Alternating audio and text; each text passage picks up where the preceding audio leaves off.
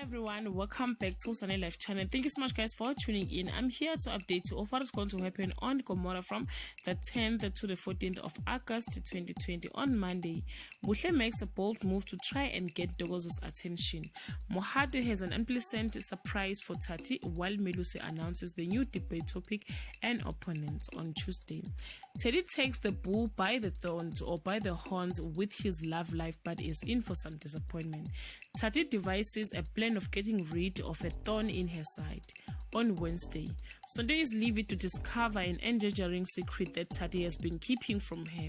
Melusi and Gladys are at the loggerheads over domestic issues which could sabotage the entire school debate competition. On Thursday, Gladys is torn between her husband and her brother. Langa crashes hard in front of everyone while Tati finds her seat on the throne.